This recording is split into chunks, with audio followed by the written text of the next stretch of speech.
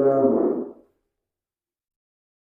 الحمد لله وكفى وسلام على عباده الذين اصطفى. أما بعد فأعوذ بالله من الشيطان الرجيم. بسم الله الرحمن الرحيم. إن الله اشترى من المؤمنين أنفسهم وأموالهم بأن لهم الجنة. وقال النبي صلى الله عليه وسلم: أنزل الله تعالى القرآن على 5 أوجه. صدق الله المولانا العظيم وصدق رسوله النبي الكريم، ونحن على ذلك من الشاهدين والشاكرين، والحمد لله رب العالمين. এক চশমে জদন গাফিল দা শাহনবাসী, এক চশমে জদন গাফিল দা শাহনবাসী, শায়দ কে নিগাহে কুনদা গাগ নবাসী, शायद के निगाहे कुनदा गाग नबाशी।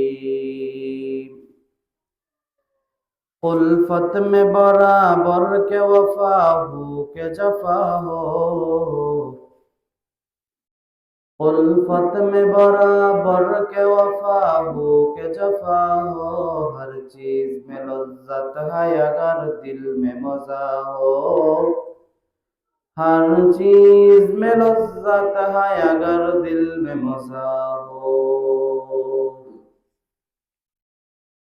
আলহামদুলিল্লাহ, মহান আল্লাহ তাআলার দরবারে অসংখ্য অগণিত শুকরিয়া যে রব্বুল আলামিন আমাকে আপনাদেরকে আজ পবিত্র দিন, জুমার দিন, শ্রেষ্ঠ দিন, সকল মানুষ থেকে যাচাই বাছাই নির্বাচিত করে একান্তভাবে আল্লাহ তাআলার কাছের বানাইয়া আমাদেরকে মসজিদে আসার তৌফিক দান করেছেন।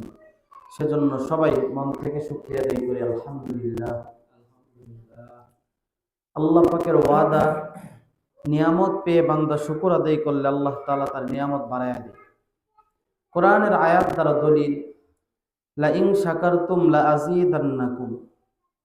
লা ইন শাকারতুম, যদি তোমরা শুকর আদায় করো, আমি আল্লাহর কৃতজ্ঞতা প্রকাশ করো, লা আযীদান্নাকুম, আমি তোমাদেরকে জিয়াদ করে দিব, বৃদ্ধি করে দিব। ওয়ালা ইন কাফারতুম, যদি আমি আল্লাহর একটা নিয়ামত দেওয়ার পর এই নিয়ামতটাকে অস্বীকার করো, যদি বলো যে এই নিয়ামতটা আমার না, ইন্না আযাবি লাশাদীদ, তাহলে এই কথাটাও মনে রাখো যে আমি আল্লাহর আযাব বড় কঠিন। তাদের অবস্থা, আমার বন্ধুগণ, এই জন্য রাসূলুল্লাহ সাল্লাল্লাহু আলাইহি ওয়াসাল্লাম বলেছেন, এই কোরআনের মধ্যে আয়াত সংখ্যা গণনা করতে গিয়া আগেকার যুগে হযরত আম্মা জান আয়েশা সিদ্দিকা রাদিয়াল্লাহু তাআলা আনহা গণনা করে বলেছিলেন যে কোরআনের আয়াত সংখ্যা হলো ৬৬৬৬টা। কিন্তু এখনকার হিসাব অনুযায়ী সঠিক মতামত যেটি, সেটি হলো যে ৬২৩৬টা আয়াত।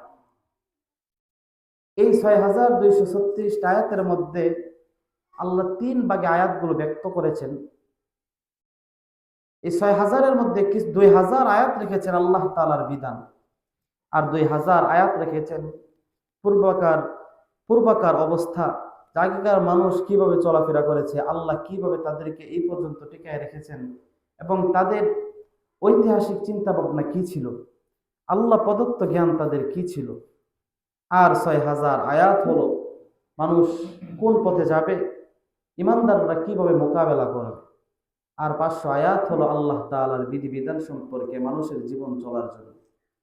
তো রাসূল হাদিসের মধ্যে বর্ণনা করেন, আনজালাল্লাহু তাআলা আল কুরআন আলা 5 আওজুহিন, কোরআন 5টি দিক নিয়ে নাজিল হয়। কোরআন কয়টি দিক নিয়ে নাজিল হয়? 5টি দিক।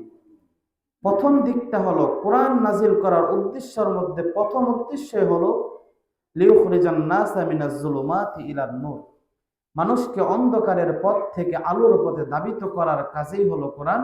কোরআন নাজিলের উদ্দেশ্য শুধু আমার না, কোনো আকাবির আসলাফের না, একমাত্র আল্লাহর কোরআন নাজিল করার উদ্দেশ্য হলো মানুষকে অন্ধকারের পথ থেকে বের করে মানুষকে আলোর দিকে ধাবিত করা। মানুষ যেমন দিন এবং রাতকে পার্থক্য করতে পারে, এইভাবে হযরত ওমর ফারুকের মতো যেন মানুষ এই আলো আর অন্ধকার, ইসলাম এবং ইসলাম ছাড়া কুফরি, এই দুইটার মধ্যে যেন পার্থক্য করতে পারে। আমার বন্ধুগণ, কোরআন 5টি দিক নিয়ে নাজিল হয়। প্রথম দিকটা হইল হালাল, 2 নম্বর দিক হইল হারাম, 3 নম্বর হলো মুহকাম, 4 নম্বর মুতাশাবিহ, 5 নম্বর আমসাল। অল্প কয়েক মিনিটের মধ্যে এই আলোচনা শেষ করে ইনশাআল্লাহ তারপর সামনের দিকে আগাবো। প্রথম হলো হালাল। হালালের ব্যাপারে রাসূলের বক্তব্য হলো হাল্লাল্লাহ, আল্লাহ যেই জিনিসটা হালাল সাব্যস্ত করেছেন ওই জিনিসটা হালাল ভাবে আমাদের মানতে হবে, হালাল ভাবে আমাদের জীবনে পরিচালনা করতে হবে। যেমন মানুষের খাওয়া দাওয়া হালাল না হারাম? হালাল। কিন্তু একই জিনিস একদিক থেকে হালাল আর একদিক থেকে হারাম।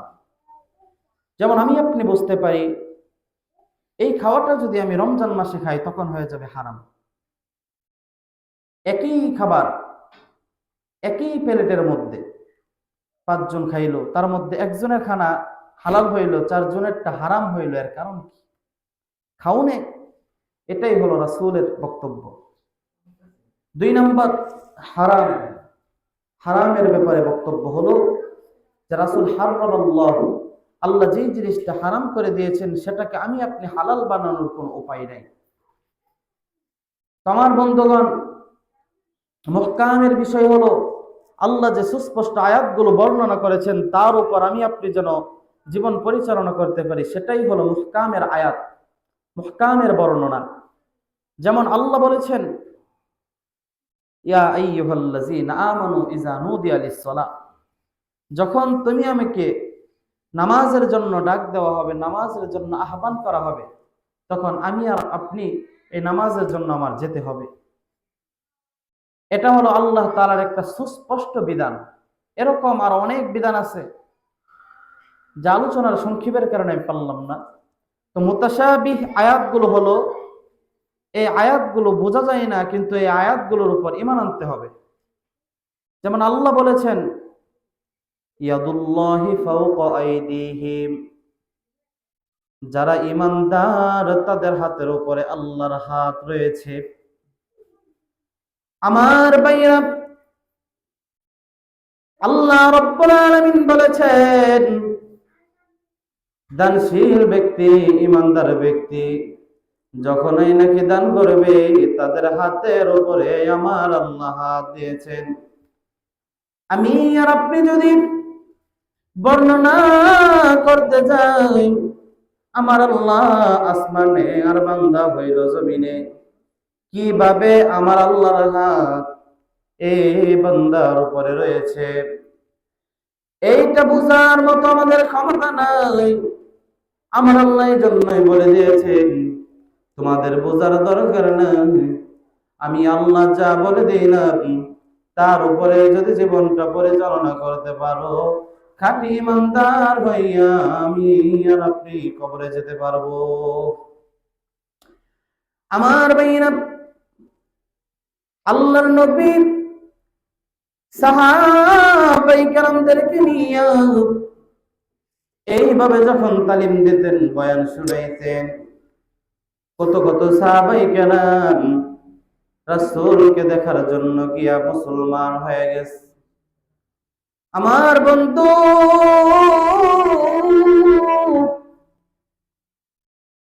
একবার আমি আপনি চিন্তা করা দরকার, আমি আর আপনি জীবন ধারণ করলাম, প্রত্যেকটা দিন আমাদেরকে জীবন দিয়েছেন।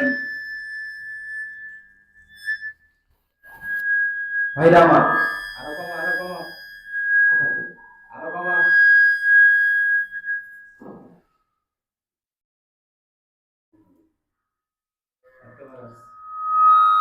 আমার ভাইরা, হ্যালো,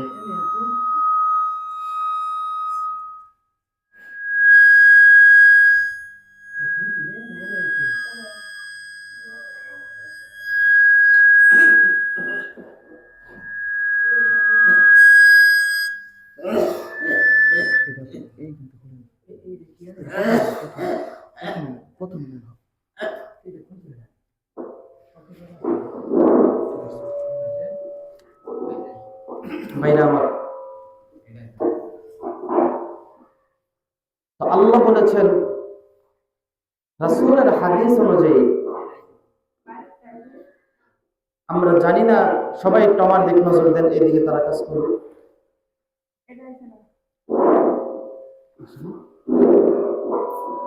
আচ্ছা, কাজ করতে থাকো, আমি এদিকে একটু দেখি। আমার বন্ধুগণ, আলোচনার সময় একেবারে সংক্ষিপ্ত। তো বন্ধুগণ আমার, বলতেছিলাম রাসূলের বক্তব্য কোরআন 5টি দিক নিয়ে নাজিল হয়। 1 নাম্বার হলো হালাল, 2 নাম্বার হারাম, 3 নাম্বার মুহকাম, 4 নাম্বার মুতাশাবিহ।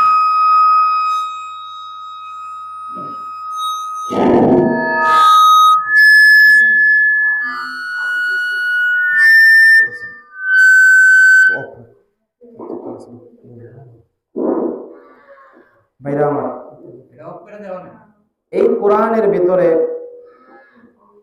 হালাল হারাম সম্পর্কে যেই পরিমাণ মাসালা আছে, যেই পরিমাণ বক্তব্য এই কোরআন এবং হাদিসের মধ্যে হালাল হারামের ব্যাপারে আছে, অন্যান্য কোনো বিষয়ের ব্যাপারে এরকম মাসলা মাসাইল নেই। সবাই একটু আমার দিক তাকিয়ে বয়ানটা শুনবেন ইনশাআল্লাহ। নামাজের ব্যাপারে এমন বক্তব্য নাই, নামাজের ব্যাপারে বক্তব্য করার